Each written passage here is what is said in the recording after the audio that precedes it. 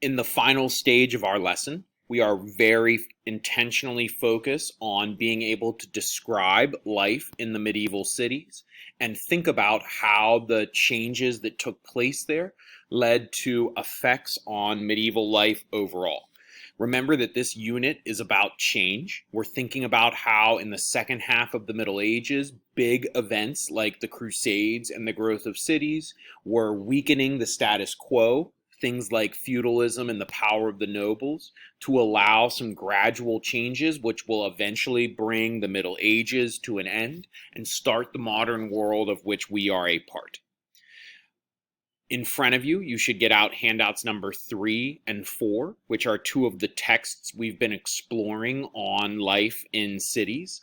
The one is a textbook summary, and the other is a piece of World Book Student. We're going to start by reviewing those two sources to think about big ideas. The first we're going to consider is about the connection between the cities, the middle class, trade, and guilds. All of these are tightly tied together. Cities are built at locations where trade was taking place. We saw that many of them were along coasts and rivers where there was a lot of travel and communication and commerce, which is another word for trade. This allows this growing middle class, the group of people between the peasants and the nobles. That middle class is going to be one of the major drivers of change in the second half of the Middle Ages. No longer is it just the small group of nobles with all the economic, political, and military strength keeping the peasants under their control, but instead we have this increasing middle class who is beginning to gain influence in several ways. One of the ways that they consolidate their power and gain their influence is through the use of guilds.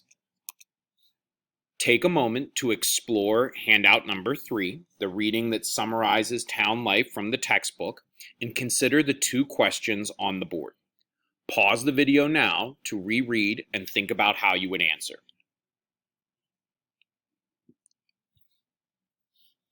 Guilds were basically teams or alliances of workers and craftsmen in specific businesses. So you would have like a banking guild, a shoemaking guild, a jeweler's guild. Each specific type of industry had their own guild of which people came together and agreed to certain rules. They accomplished several tasks. So they would negotiate things as a group, like prices for the products that they were selling. And that way, everybody agreed on a common price that would still be enough to make them money, rather than competing with each other and constantly lowering their prices. They would negotiate with suppliers of the raw materials that they needed so that they could buy in large numbers and not pay as much.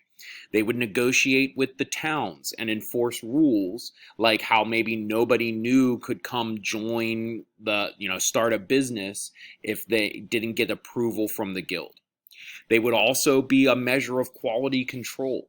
If you bought something from a master craftsman and you thought it wasn't good, you could take it to the guild, and if they agreed with you, they would punish that person for not selling good products.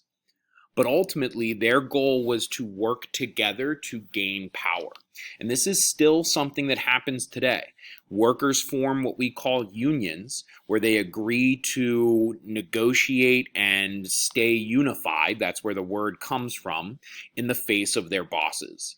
And that's true in schools. Teachers don't sit down with their principals one-on-one to figure out how much they're going to get paid. The teachers all work together. They elect a group of people who negotiate with the superintendent and the lawyers and the member of the school boards, and then all teachers get the same contract. They have to follow the same rules, they get paid in the same way, and it's a way for them to make sure that everyone is getting the best deal possible. And then when things go wrong, they help each other try and work with the school to fix those problems. And so it's this early system. And some businesses fight really hard against this. Amazon is a great example. They work really hard to keep their employees from becoming unionized, to the point where they've even closed one or two warehouses where it was about to happen, because this is a way for workers to gain power over their leaders, and it's a way that the middle class gained power in the Middle Ages. The steps to become a member of a guild at that time were that you started as a young apprentice doing basic jobs for essentially no money, just a place to live, food to eat, and a kind of introduction to the trade.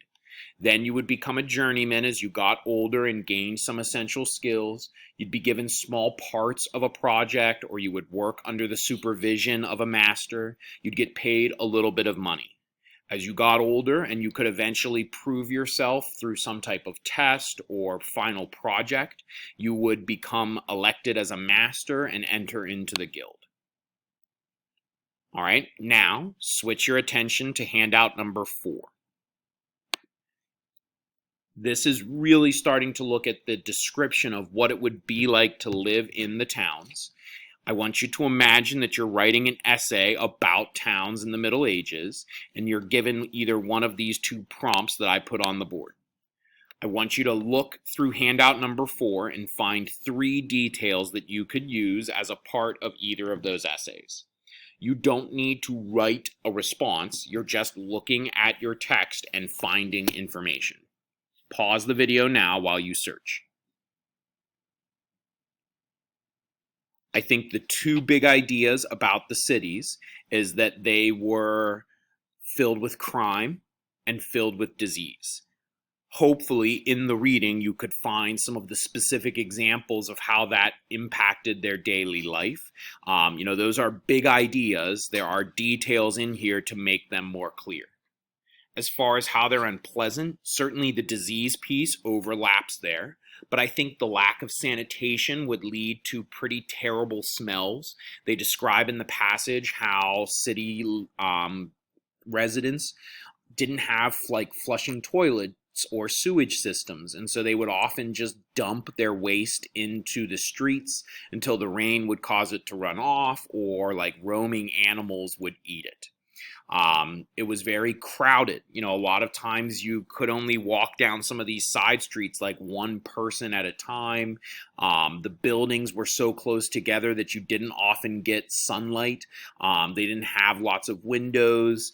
That's all very true. The idea that you couldn't move around freely at night because it was unsafe or because you were required to stay in your homes, that's not something people enjoyed either. In your email instructions, I'll have you next look back at our book selection from yesterday. Remember that this source is different from our other 2 because it will have you think about both images of mostly primary documents and then captions to help you describe them. Both of those kind of need to work together for you to get a full sense of the information that's there. First, I want you to just scan through it again. Then you will use it to answer questions on a sheet. It may be a little bit difficult for you to do this because you'll need 2 different documents on your iPad.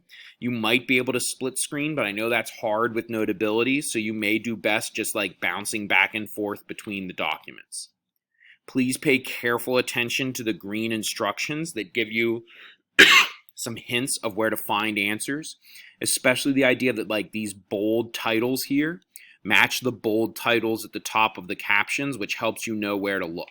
I'm not making this difficult so long as you use your resources. Once you go through and finish those, you'll email it to me. I think it should take you 10-ish minutes. Then you'll complete a small Google form that's going to pull everything we've learned in this lesson together. Please be certain to take your time with those. It's not meant to be long or very difficult, but it is going to count as an assessment score to measure your ability to try all the things that we have learned.